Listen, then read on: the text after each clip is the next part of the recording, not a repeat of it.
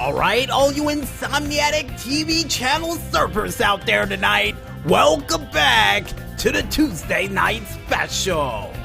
And now it's time, speaking of special, for us to go into another edition of the As Seen on TV.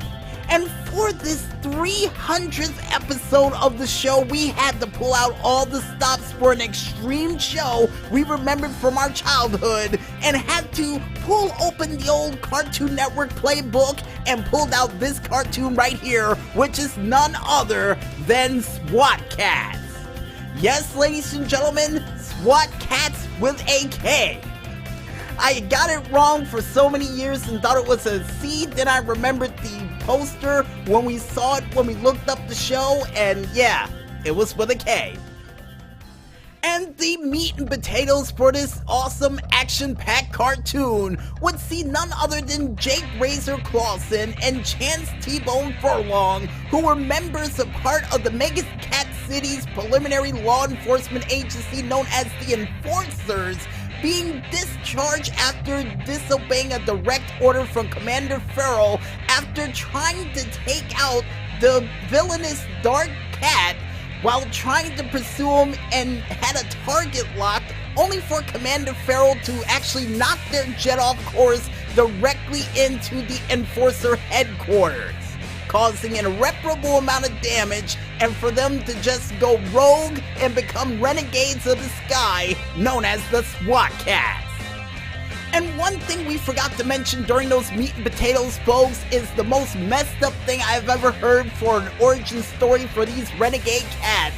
It's the fact that they were assigned to go to the salvage yard to pay for the damages caused to the headquarters thanks to Farrell and his negligence of stopping the cats from actually taking out Dark Cat. And this show would have never happened if it hadn't have been for Commander Farrell. So thank him personally for this series.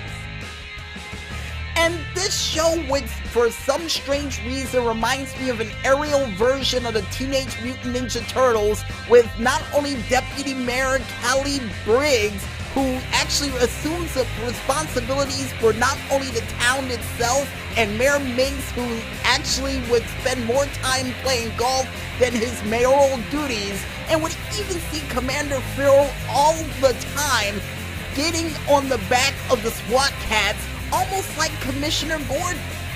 Yeah, so I would say this is a mixture of Teenage Mutant Ninja Turtles with a little hint of Batman the Animated Series in there as well. And oh, in the second season, Felina actually joins up with the SWAT Kats. Nice! But one thing that I absolutely loved about this show, besides that detailed meat and potatoes of the first and second season of SWAT Kats, with a lot left in between for you guys to go watch the episodes, the music of this show was absolutely awesome. I mean, that opening guitar riff from the first season of SWAT Kats was absolutely awesome to hear as a kid, and oftentimes I would air guitar that solo that they would try to do in the intro. And the only other time I would hear a song that sort of reminds me of the intro to SWAT Kats would be from an indie game known as, I do believe, Space Cats in Space, which had me to believe that they came up with the intro for SWAT Kats, but no, they didn't. Wish they did, though. But to get back on track here, folks, another thing that I loved about this show was the voice actors provided during this said show, including none other than Mark Hamill, featured during this said show as one of the people known as Bert. Yes, that's right, folks. Just about every single 90s cartoon you watched a part of Cartoon Network had some involvement from Mark Hamill, which is insane. And alongside with him, you also had Jim Cummings, who was a part of this show, who actually voiced in roles such as Winnie the Pooh, Tigger, and even the Tasmanian Devil, a part of the original Looney Tunes. And also, besides them, you would also see Lori Allen, a part of this show, who played as Pearl Krabs, in the classic series of SpongeBob SquarePants, also a part of Diane Simmons on Family Guy, and even the Invisible Woman, a part of the Fantastic Four, and Boss in the series of Metal Gear. Never knew that one. And yeah, another person of great importance to mention during this show who was featured during this show was the woman who not only played Mom in Futurama, but also played as Gadget in Chip 'n Dale Rescue Rangers and even Buster Bunny during the classic show of Tiny Toon Adventures, who was none other than Tress McNally, and hopefully we said that name right, who actually voiced a series of other voices in her career that are so many we can't count. And according to the Maestro, it's well over 975 of them. Yikes! Yikes! And needless to say, folks, one, or should I say two, of my favorite episodes of this said show, besides the Ghost Pilot episode where they would meet their hero, who was the Red Lynx, who was known as the Red Baron, who flown during the Mega War of Mega War 2, who actually came back to life to challenge the SWAT cats, who taught them everything they know from them studying his moves back in the day. And the second episode that I loved of this show so much is when they went to an alternative dimension thanks to a radar that they would try to build to try to help them further attack Dark Cat during the times that they were doing in the shows. And yeah, it would lead to them leading into a dark version of the SWAT cats that they would have to use their technology to warp back home to their regular home they were before. I don't know why, but as a little kid, I was always a fan of those alternative dimensions sort of episodes of cartoons. It really shows the real dark side of the characters who lead in the shows. And for those who are wondering at home, this show began on September 11th of 1993 and would come to an end Christmas Eve as of 1994.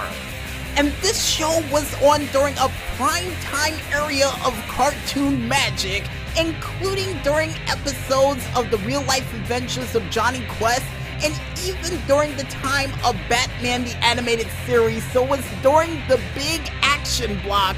But the reason why in the world it got canceled? Well, due to bad timing on TV and bad merchandising. And this show would try to make its way back onto the airwaves after leaving Boomerang in 2013 for its Kickstarter page to get only $140,000 in funds for them to actually show a couple of cartoons, but unfortunately, the Kickstarter would not get picked up by Cartoon Network or by Boomerang, leaving the show on ice after all these years. After 7 long years, still no word from the show making any form of revival, which is really, really sad.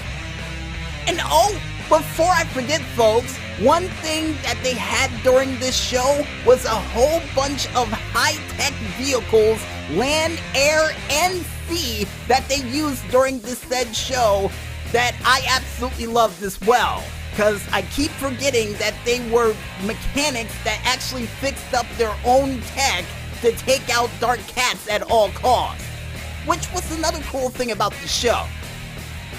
And seeing the fact that we don't know how to review TV shows along the lines of TV Guide or any of those other reviewers that you know of out there, or the TV variety, we say this. If you guys want to watch a couple of renegade cats trying to repay their debt to society, even though that the commander that should have done it himself gets shown up and shown out every time they decide to step inside of a jet, for them to be the true vigilantes and heroes of a city that's not being run by a mayor with cool guitar solos at a moment's notice and a soundtrack I wish I had during a kid, with a whole bunch of different forms of futuristic land, air, and sea vehicles to get the job done no matter what time of the day that show may air, then I recommend you go out there, pick up your TV channel remotes, and watch that show. And trust me, folks, you won't regret it. And I guess with that said, we might as well head back into this music, and when we return, we'll be back with another edition of the IndieCade Triple S Deluxe right after this. So don't fall asleep just yet, folks, and stay tuned.